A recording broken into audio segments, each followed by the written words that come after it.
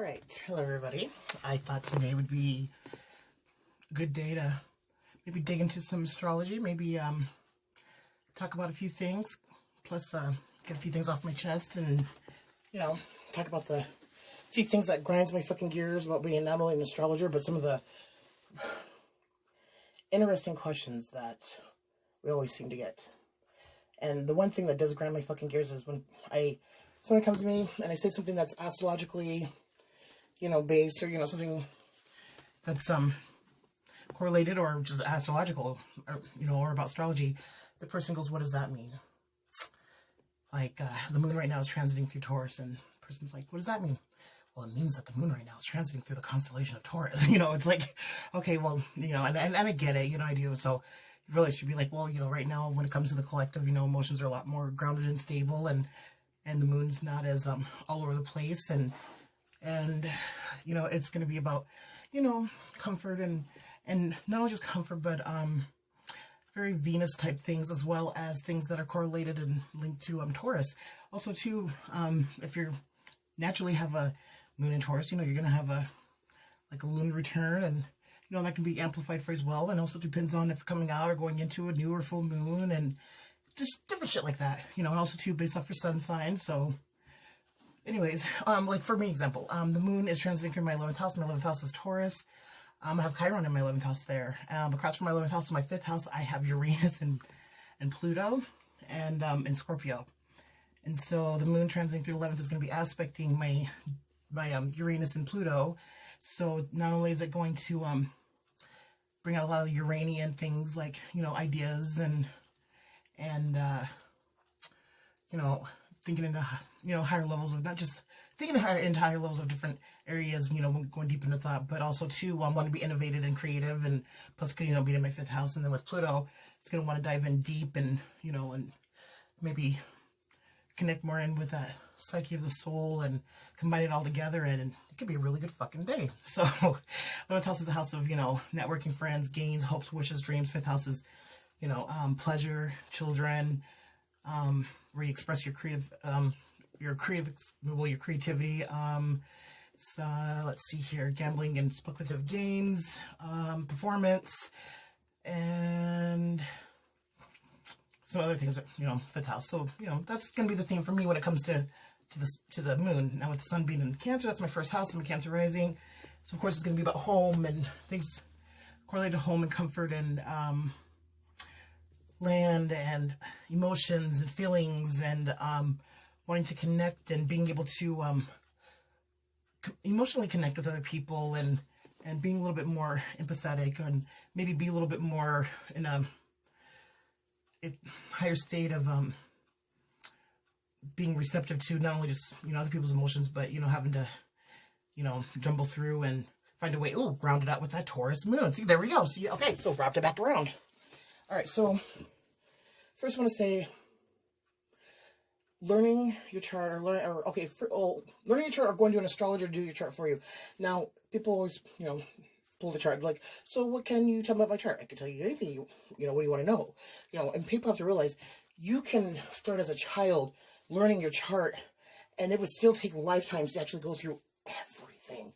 That's why I have to break it down. It has been broken down. Like when you're learning your chart or learning astrology through, the natal chart or charts, you have everything, you have to do it in, like, basically in sections. You have to break it down and know what you're looking for, or research. And, like if somebody comes to me, like, wanting to know about a compatibility, well then, okay, that gives me some direction. I know where to look and what to do and whatever. If somebody's coming to me for just a basic natal chart reading, I'm just going to pull out, I call it freestyle, just look at some important aspects, look at certain things in houses and the planets and the signs and degrees, and, and share what I think that would be, best for the, information from, unless they give me something specified, then I can get a little bit more into detail, because then I'll just, go rogue with it. So I call it freestyle.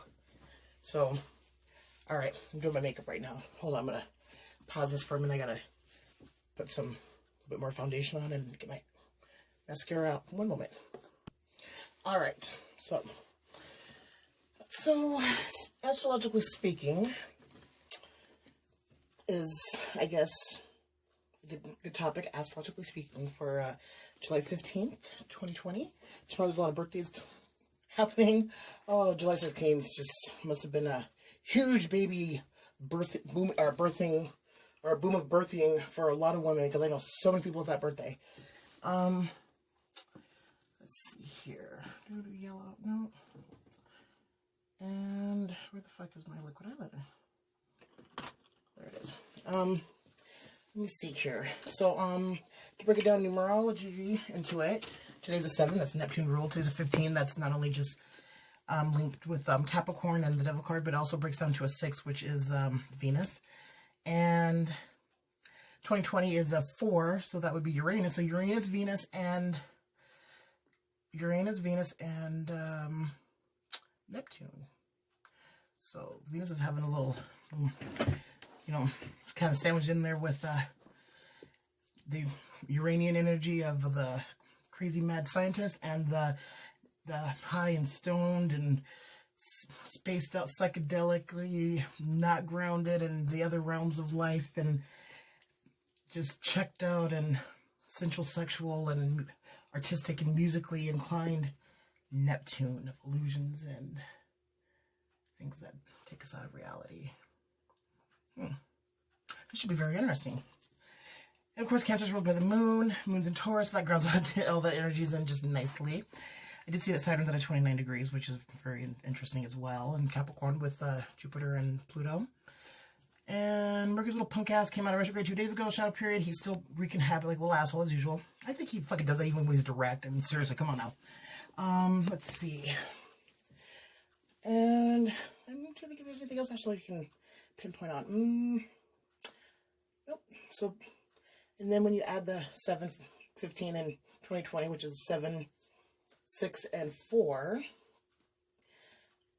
that's 17 breaks down to an 8 Saturn rule. So, you know, today could be a very karmic day. It could be a very, I could say very, not just karmic, but it can also be one of those unexpected too, because, you know, when you bring in 8th house on that, but 8, you know, is ruled by Saturn. Saturn would build the 8th house on Scorpio, but it could be a very, and it's retrograde, so I would say more, not really karmic, but Saturnian, you know, work and focus and grounding and doing things, you know, for the benefit of not just self, but collective, and posing that Cancer Sun energy. So this shall be an interesting day.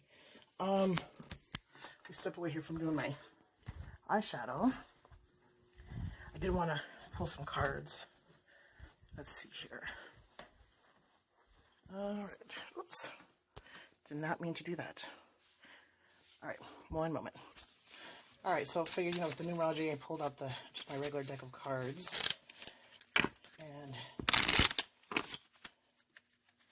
if you like a personal reading, you know, you can always email me at aquarius00129@gmail, or Mystical Ink Vibrations on Facebook, or even Waterbury Ink's Age of Aquarius. That's also my other page, or through the Lion, you know, because I do a lot of stuff with the Lion. Alright, and I do have some services there. And I am doing a special on natal charts readings, and as well as natal chart readings with tarot and other things. And you know, I always send a personalized PDF report that correlates just you. So let's see here. Let's put some cards. Well, that one flew out. 8 of Hearts. So get those emotions in balance, and you know, work through them and make sure that, you know, they're, you know, valid and correct, and for moving forward into that 9 and 10. Let's see here. Jack of Hearts. So that's some younger male energy there with some lovey-dovey energy. The King of Diamonds. So definitely, that's Saturn right there, just all in its essence. With the 4 of Clubs. So not only just balancing, but being creative and active. And 5 of Spades. Ooh, so that could be something like communication, or even just I would say it's communication with the 6 of Hearts. So being nostalgic, maybe thinking of something from the past. Oh, 2 of Hearts, you know, something with relationships. With the 3 Diamonds, collaborating with others, and then the 7 of clubs. So remembering to stay on that path. That's that path that you seek for yourself. And then that 10 of hearts. There we go. Wrapping it back around back to that 8 of hearts to have that fulfillment of emotion and family. Not just family, but relationships and all of that. And then 2 cards came out together. 7 of hearts and the 2 of clubs. So that is about partnerships and other people. But I don't like the 5 of clubs. Or the 5 of spades. It's kind of icky with the 7 of clubs. So something's going to get worked through, though, for sure.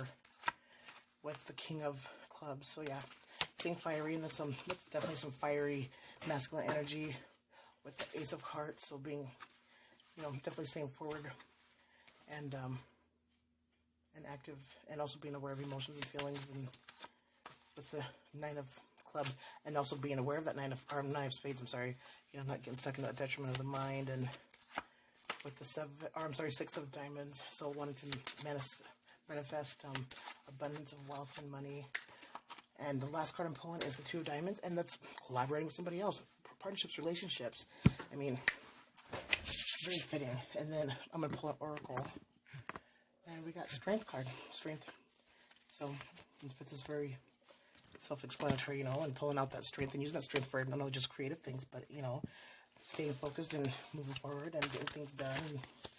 And then I pulled that's interesting. Oh, the 6 of water. So that's going back to that nostalgia. And then followed by a fucking 5 of water. So yeah, something nostalgia is gonna put us in emotions, reflect back into those emotions, which is Cancer. 6 of Cups is always looked at as the Sun and Scorpio card, but I would see it more too, as well as Cancer, because Cancers are very nostalgic. And then we have another water. Why am I pulling all these damn waters?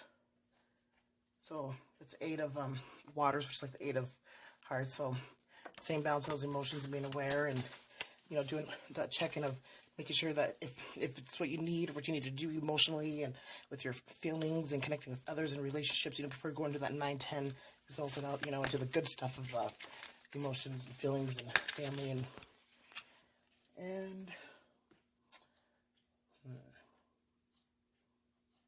a 1 of air. So yeah, staying action orientated in the mind, thought, and communications. The card that flew out was the scribe. So a lot of writing. Maybe I think that was for me, because it flew to the side. I think it's like, let me know that, Melanie, you need to make sure you're fucking doing your writing today, because I got some articles to do. Alright, so we talked a little astrology, did some tarot, did some numerology, talked a little bit about, you know, the moon transit with the sun and the planets, and I think we're good to go. Alright, you guys, have a good day.